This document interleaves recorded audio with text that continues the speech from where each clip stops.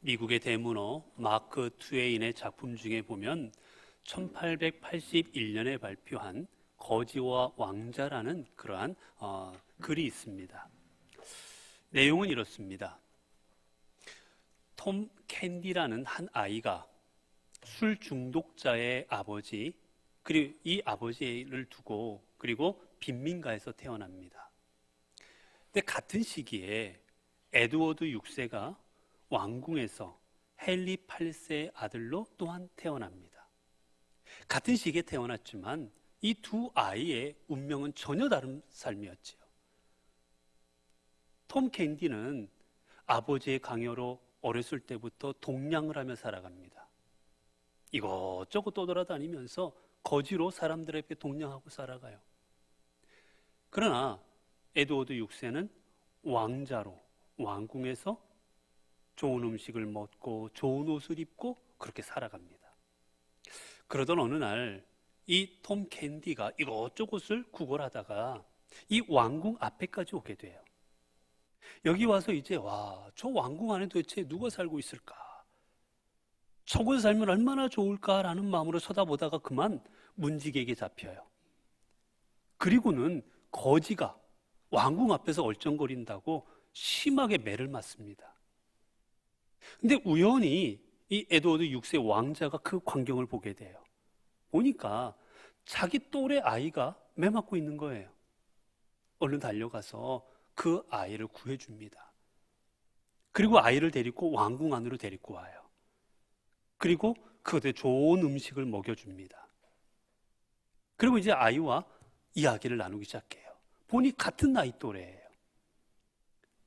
왕궁 바깥의 삶에 대해서, 이 속박되지 않는 왕궁 바깥의 자유로운 삶, 이런저런 삶에 대해서 듣게 됩니다.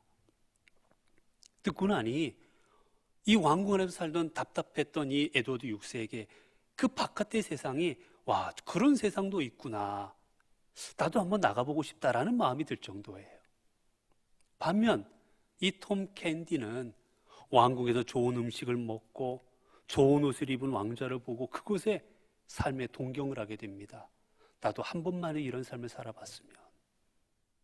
그러자 이 에드워드 6세가 재미있는 제안을 해요. 그러면 우리 한번 옷을 좀 바꿔 입어보자. 내가 내 옷을 입고 내가 너의 옷을 한번 입어보자. 그래서 서로 옷을 바꿔 입습니다. 근데 입고 보니 얼굴이 똑같아요. 얼굴이 기가 막히게 비슷하게 생겼습니다. 남들이 보면 모를 정도예요. 신기하면서 있다가 깜빡 옷을 바꿔 입었다는 사실을 망각한 에드워드 6세가 방문 밖으로 나가버립니다. 그랬다 그만 문지기에게 잡혀요. 그래서 매를 맞고 왕궁에서 쫓겨납니다.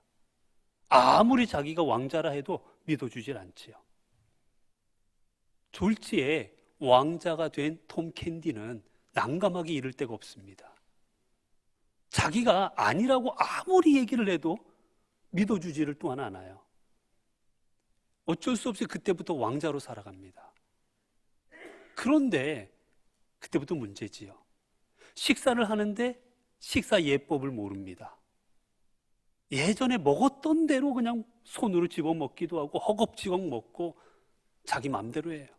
사람들을 만났을 때 아니면 침대에서 모든 게 다 예전 거지였을 때처럼 살아가려 합니다. 처음에는 좋았지만 갈수록 힘들어지지요. 결국 우여곡절 끝에 이제 왕자는 왕이 되고 또한 모든 것이 행복하게 결말을 맺는 게 이 작품의 내용입니다. 근데 우리 여기서 중요한 사실 하나 깨닫습니다. 여러분, 아무리 왕자의 옷을 입고 아무리 내가 왕궁에서 생활할지라도 내 중심이 변하지 않으면, 내 속사람이 변하지 않으면 여전히 거지로 살아가는 겁니다. 비록 외형적으로는 왕자지만 그는 실제로는 거지처럼 생활하는 거예요. 바뀌는 게 없는 겁니다.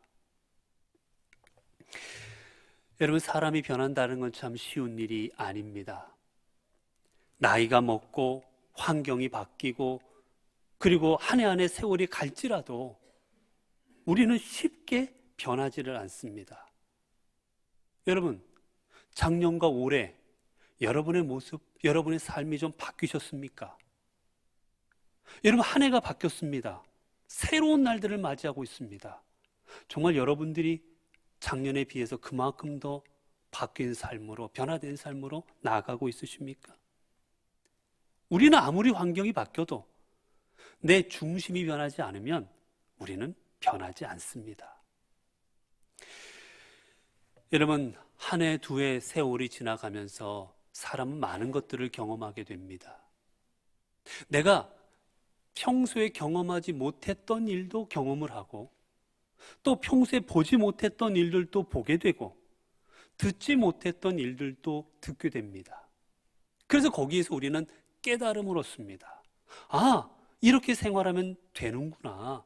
아, 이렇게 생활하면 안 되는구나. 누구를 만났을 때는 어떻게 해야 되는구나. 다른 사람들과의 관계는 어떻게 해야 되는구나. 수많은 것들을 배우고 깨달으며 살아가게 됩니다. 그리고 배우고 깨달은 바를 내 삶에 실천합니다. 그럼을 통해서 점점 나이가 들수록, 해가 지날수록 삶이 점점점 나아지는 삶으로 살아가게 되지요. 우리는 그러한 과정을 성숙이라고 이야기합니다. 그 사람은 나이가 들수록 성숙해지는 거예요. 어렸을 때는 나밖에 모릅니다. 그러나 나이가 들수록 다른 사람을 배려할 줄을 압니다. 내가 먹고 싶을 때 먹습니다. 내 마음대로 먹습니다. 그러나 나이가 들수록 내가 먹고 싶은 걸 먹는 게 아니라 몸에 필요한 것들을 먹어야 되는 것을 깨닫고 가려 먹을 줄도 압니다. 가야 될 곳, 가면 안 될 곳, 해야 될 말, 하면 안 되는 말들을 점점 가리게 됩니다. 그게 성숙한 삶이지요. 반면 그렇지 못하는 경우도 있습니다. 나이가 들어감에도 불구하고, 해가 바뀜에도 불구하고 전혀 삶이 새로워지지를 않는 겁니다. 내가 경험한 것도 많아지고, 내가 무언가 들은 것도 많아지고, 내가 본 것도 많아지는데 삶에는 변화가 없습니다. 똑같이 예전과 다름없이 생활합니다. 우린 그런 삶을 성숙하지 못한 삶이라고 이야기를 합니다. 심리학 용어에 보면 고착이라는 말이 있습니다. 사람은 나이 단계에 따라서 그 단계에 해야 될 일도 있고, 그리고 그 일들을 수행하고 나면 그 다음 단계로 넘어가서 그만큼 더 나아지는 행동을 보인다라는 겁니다. 5살짜리와 8살짜리, 8살짜리와 15살짜리가 똑같을 수는 없잖아요. 점점 나이가 들수록 좋아지는 겁니다. 그런데 5살짜리가 8살이 되었는데도 똑같이 5살짜리처럼 생활합니다. 8살짜리가 15살짜리 되었는데도 똑같이 8살처럼 생활합니다. 그걸 심리학 용어로 고착이라고 합니다. 과거에 매여 있는 거예요. 나아가지를 못하는 겁니다. 결국 그 삶은 유치한 삶이 되고, 그 삶은 성숙하지 못한 삶으로 살아가게 된다는 것이지요. 여러분, 그렇게 보면 오늘 우리에게 중요한 것은 내가 나이를 1살 더 먹고, 그리고 2022년에 새로운 날들을 맞이하고, 그리고 내 주변의 환경이 더 좋아지고, 여러분, 이게 우리의 삶에 진정 중요한 게 아니라는 겁니다. 진정 우리의 삶에 중요한 건 내가 지금까지의 삶을 통해서 이전보다 나은 삶으로 나아가는 겁니다. 내가 이전보다 나은 생각을 가지고, 이전보다 좀 더 나은 깨달음을 얻고, 이전보다 나은 행동을 하고, 이전보다 나은 말을 하고, 점점 나은 삶으로, 성숙한 삶으로 나아가는 것, 그게 우리에게 중요한 것이지, 새로운 날을 맞이하고 새로운 환경, 더 좋은 환경들을 맞이하는 게 우리에게 중요한 일이 아니라는 거예요. 에베소는 로마와 그리고 안디옥, 그리고 알렉산드리아와 더불어서 로마가 구축한 4개의 4대 도시 중에 하나였습니다. 에베소는 원래 항구였는데 이 항구를 통해서 많은 무역을 했습니다. 아시아의 가장 큰 항구였어요. 그래서 로마의 아시아의 수도였습니다. 여러분, 그러니 얼마나 많은 사람들이 와서 그도 지냈겠고 얼마나 많은 무역이 이루어졌겠습니까?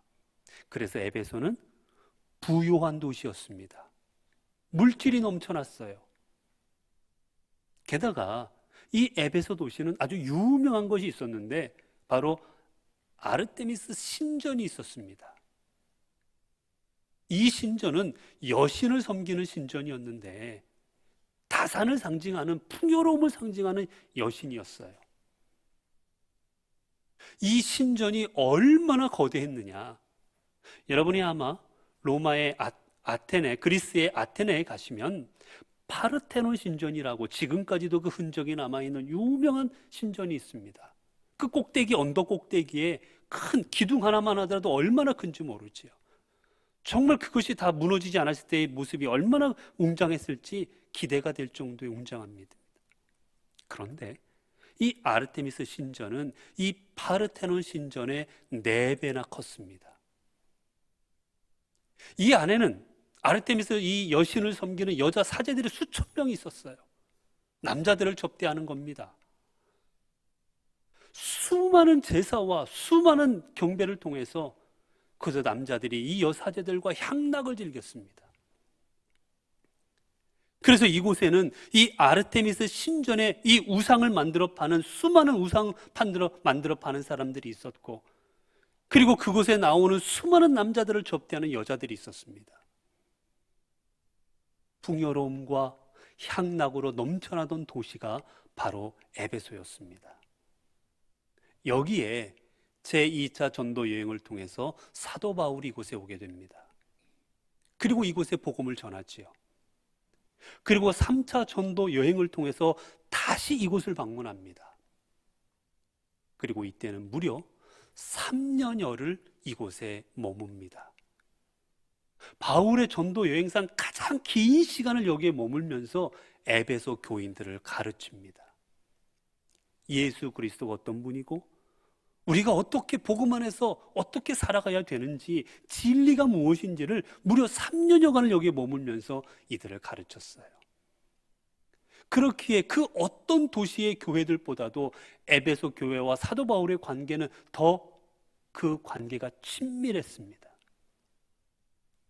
그 사도 바울이 마지막으로 예루살렘으로 향하고 이제 그곳에서 잡히게 되고 로마로 압송되게 될 걸 알았을 때 에베소 교회 장로들은 이곳에 와서 사도 바울을 붙들고 웁니다. 그 정도로 가까운 사이였지요. 이제 로마의 감옥에 갇혀서 이제 언제 죽을 줄 모르는, 아니 곧 죽을 수밖에 없다는 걸 깨닫게 된 사도 바울. 이 사도 바울은 간절한 마음으로 사랑하는 에베소 교인들을 향하여 편지를 씁니다. 사랑하는 교인들이여, 이러한 삶으로 살아가십시오. 이러한 삶으로 나아가십시오라고 간절한 마음으로, 애절한 마음으로 이들에게 편지를 쓰는데 그 마지막 편지가 바로 우리가 읽은 에베소서입니다. 사도 바울은 자신의 마지막을 직감하고 간절한 마음으로 이들에게 편지를 쓰면서 이들에게 권면했던 그 중심 내용이 무엇이겠습니까? 오늘 본문의 말씀입니다. 오늘 본문의 22절 24절을 보면 너희는 유혹의 욕심을 따라 썩어져가는 구습을 따르는 옛사람을 벗어버리고 오직 너희의 심령이 새롭게 되어 하나님을 따라 의와 진리의 거룩함으로 지으심을 받은 새 사람을 입으라. 사도 바울이 간절한 마음으로 마지막인 줄 알면서 이들에게 부탁했던 것이 무엇이냐? 사랑하는 에베소 교회 여러분, 옛 모습을 벗어버리고 새 사람을 입으십시오. 여러분, 이 말은 무엇입니까? 이 말을 깊이 생각해 보면 여전히 에베소 교인들은 하나님을 믿는다 했지만, 예수 그리스도인이라 했지만 그들은 여전히 그들 안에 옛사람의 모습을 가지고 있었던 거예요. 여전히 풍요로우면서 향락을 즐기고 여전히 우상을 섬기고 이방신을 섬기고 여전히 자신들을 위해 살아갔던 그 옛 모습들을 여전히 가지고 그들은 신앙생활을 했던 겁니다. 그렇게 사도 바울이 그 모습을 버리라고 말하는 거예요. 그리고 새 사람을 입어라. 여러분, 우리가 새 사람을 입으려면 먼저 해야 될 일이 뭐겠습니까? 옛 사람을 벗어버리는 겁니다. 여러분, 오늘 여러분들이 교회에 오실 때 아무리 여러분들이 다 새 옷을 입고 오셨을 것입니다. 여러분이 아마 밤새 잘 때 입었던 옷들, 그 옷들을 벗고 그리고 교회에 오시기 위해서 지금 입으신 옷들을 입으셨을 겁니다. 우리가 교회에 올 때 복장을 입으려면 중요한 건 입었던 옷을 벗어야 이 옷을 입을 수가 있는 거예요. 사도 바울은 그래서 권면합니다. 옛사람을 벗어라. 그리고 새 사람을 입어라. 그러면 에베소 교인들이 벗어버려야 될 어떤 그 옛 모습들이 무엇입니까? 그 옛 모습은 우리가 본문에 17절부터 20절까지 쭉 기록이 되어 있지요. 첫 번째는 이겁니다. 내가 이것을 말하며 주 안에서 증언하노니 이제부터 너희는 이방인의 그 마음에 허망한 것으로 행함같이 행하지 말라. 옛 모습이 뭐냐? 이들이 벗어버려야 될 옛 모습의 첫 번째는 허망함입니다. 허망함. 허망하다라는 뜻은 몇 가지 의미가 있는데 그 중에 하나가 목적이 없다라는 거예요. 그저 그 순간순간에 맞추어 살아가는 겁니다.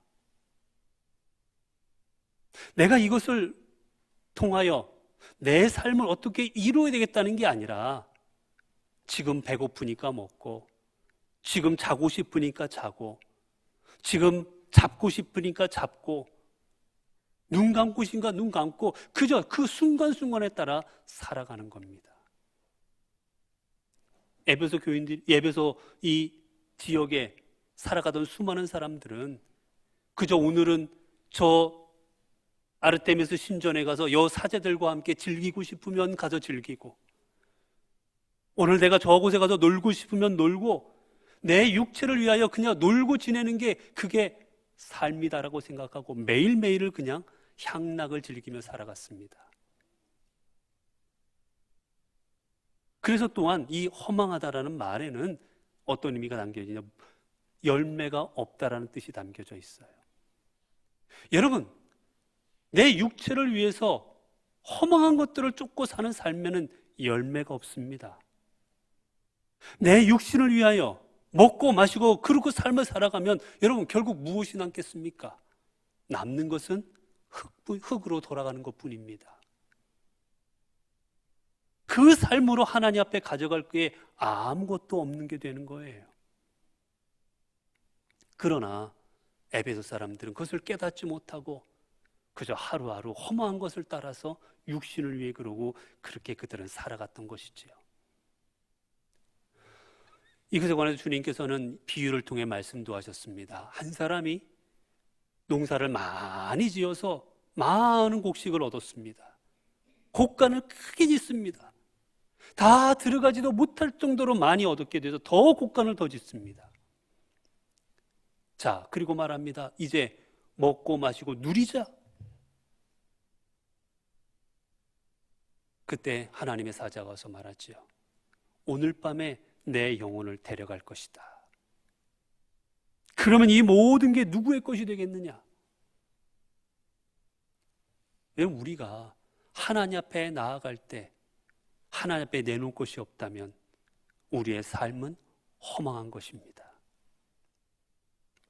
또한 이 벗어버려야 될 옛사람의 모습 두 번째는 무엇이냐? 바로 18절입니다. 그들의 총명이 어두워지고. 총명이 어두워지는 삶. 여러분, 어둡다라는 건 뭡니까? 밝게 보여지지 않는 거예요. 더 나아가면 우둔해지는 겁니다. 어리석어지는 겁니다. 사람이 어리석어지는 거예요. 여러분, 쉽게 생각하면 이성이 흐려지는 겁니다. 분명히 머리로는 이게 잘못된 건 줄 알면서도 내 이성을 따라가지 아니하고 깨달은 바를 따라가지 아니하고 그저 그 순간순간에 따라 살아가게 되는 겁니다. 여러분, 대표적인 게 뭐겠어요? 술, 담배 하는 겁니다. 여러분, 담배 피면 내 몸에 해로운 거 모르는 사람 없습니다. 그래도 죽자 사자 열심히 피시지요. 술을 많이 먹으면 내 간이 상하고 몸이 상한다는 거 다 압니다. 그럼에도 열심히 마시죠. 내 이성으로는 이게 몸에 해롭다는 걸 알지만 깨달은 바로 가지를 못하는 겁니다. 그저 몸이 원하니까, 몸이 따라가니까 그저 따르는 삶, 그 삶이 어두운 삶입니다. 그 다음에 무엇입니까? 그들 가운데 있는 무지함과, 옛사람의 모습은 또 무엇이냐? 무지한 거예요. 무지, 깨닫지 못한, 알지 못한다는 겁니다. 뭐를 알지 못합니까? 죄를 알지 못하는 겁니다. 선악을 분별하지 못하는 거예요. 내가 지금 하고 있는 게 잘못된 겁니다. 내가 지금 나아가고 있는 길이 잘못된 길입니다. 그런데 내가 살아가는 삶, 나아가는 길이 잘못된 길인지, 내가 지금 하는 일이 죄악인지 아닌지를 깨닫지 못하고 그저 그렇게 살아가는 삶이지요. 그 삶이 바로 무지한 어리석은 삶입니다. 그 다음에 또 무엇입니까? 그 다음에는 그들의 마음이 굳어짐으로 말미암아 하나님의 생명에서 떠나 있도다. 그 다음 이들이 보여야 될 이 모습은 마음이 굳어지는 겁니다. 마음이 굳어지다는 말은 껍질이 단단해지다라는 뜻이에요. 다르게 말하면 잘못된 가책을 못 느끼는 겁니다. 이 본문을 이렇게 해석한 성경도 있습니다. 너희의 마음이 돌같이 굳어져서, 마음이 돌같이 딱딱해지는 거예요. 그러면 어떻습니까? 다른 사람의 말이 들리지 않습니다. 다른 사람이 뭐라 해도 그 말을 듣지를 않습니다. 양심의 가책을 느끼지 않습니다. 다른 사람을 아프게 하고 다른 사람을 괴롭게 해도 내 심정은 하나도 괴롭지가 않습니다. 하나 더 나아가면 하나님을 떠남에도 불구하고 마음이 두렵지를 않습니다. 우리 하나님을 믿는 사람들 어때요? 하나님을 믿는 우리들은 하나님을 믿게 되면, 하나님께서 하지 말라는 일을 하게 되면 마음이 두렵습니다. 내가 이렇게 살아가면 안 되는데, 내가 이렇게 하다 하나님 앞에 벌 받는데, 내가 이렇게 하다가 하나님의 심판받을 텐데, 하나님 나라 가서 하나님의 큰 책망받을 것인데 두려움을 느낍니다. 그러나 마음이 굳어진 사람은 그런 가책을 느끼지 못하고 두려움을 느끼지 않습니다. 결국 그렇게 될 때 어떻게 됩니까? 하나님의 생명에서 떠나게 됩니다. 내 삶이 하나님의 생명으로 나아가는 것이 아니라 사망으로 나아가게 되는 겁니다. 그 다음이지요. 그 다음에는 19절입니다. 그들이 감각 없는 자가 되어 자신을 방탕에 방임하여, 자신들을 방탕한 것, 그 방탕한 것에 방임하게 됩니다. 방임이라는 말은 내버려 두다라는 뜻이에요. 내버려 두다. 그리고 더 나아가면 넘겨주다라는 뜻입니다. 내 삶이 잘못되고 있는데도 내버려 두는 겁니다. 내 삶이 망가지고 있는데도 내버려 두는 겁니다. 더 나아가면 아예 넘겨주어버리는 겁니다. 내 삶을 죄에 넘겨주고 내 삶을 마귀에게 넘겨주는 거지요. 이 단어가 대표적으로 쓰인 곳이 어디냐면, 가룟 유다가 예수 그리스도를 저들에게 넘겨줄 때 이 단어가 쓰입니다. 내 삶을 넘겨줘 버리는 거예요. 그 다음에는 그 다음에 무엇입니까? 그 다음에는 모든 더러운 것을 욕심으로 행하되, 행하면 안 될 더러운 일들을 욕심, 탐심입니다. 내가 바라면 안 될 그 탐심을 가지고 내가 더러운 일들을 행하는 거예요. 더 돈을 벌고 싶어서 하면 안 될 일을 합니다. 내가 가지고 싶어서 하면 안 될 일들을 합니다. 내가 성공하고 싶어서 안 될 말을 하고 안 될 행동을 하는 것이지요. 그게 바로 탐심입니다. 욕심을 내는 겁니다. 이것들을 벗어버리고 이 부분들을 다 제하여 버리고 그리고 새 사람을 입어라. 여러분, 입다라는 말은 이게 우리말로 해석을 하게 되면 이 말은 하나가 되다. 그리고 접붙이다라는 말입니다. 여러분, 우리가 무엇인가 접붙이게 되면 어떻게 됩니까? 나무에 한 가지를 갖다가 그 가지를 그 나무에 접을 붙입니다. 그러면 그 나무 가지는 그때부터 그 나무의 일부분이 되는 것입니다. 다른 존재가 아니라 이제 그 나무와 하나가 되는 것이지요. 그래서 그 나무가 주는 양분을 받고 그 나무로 인하여 보호받고 그 나무와 함께 햇볕도 받고 모든 것을 나무와 함께 이제 그 모든 것을 살아가는 겁니다. 새 사람을 입으라는 것도 마찬가지입니다. 새 사람을 입으라는 것은 새 사람과 접붙임을 당해서 그 새 사람과 하나가 되는 삶을 살아가는 것이지요. 여러분, 새 사람이 무엇입니까? 새 사람은 하나님의 형상을 입은 사람, 그 사람이 새 사람입니다. 하나님의 형상대로 지음받아서 그 안에 하나님의 성품을 지니고 그 안에 하나님의 거룩하심을 갖고 있고 그 안에 하나님의 뜻을 품고 있는 사람, 예수 그리스도를 품고 있는 사람, 그 사람이 새 사람인 겁니다. 결국 너희들은 다른 에베소 사람들이 다 자신의 육체를 위하여 살아가고 그들이 자신의 향락을 위하여 살아가고 자신의 뜻을 위하여 그들이 살아갈지라도 아무 목적 없이 그저 자신의 쾌락을 위하여 살아가는 그들을 본받지 말고 너희들은 하나님의 형상을 입은 하나님의 형상대로 지음받은 그래 그 안에 하나님의 거룩하심과 하나님의 의를 담고 있는 그 사람과 접붙임을 통하여 하나가 되어 그렇게 살아가라. 이게 바로 사도 바울이 에베소 교인들을 향하여 권면하는 말씀인 겁니다.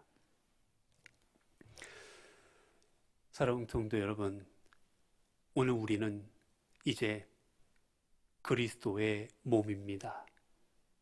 오늘 이제 우리는 그리스도와 한 몸이 된 주님의 몸된 지체입니다.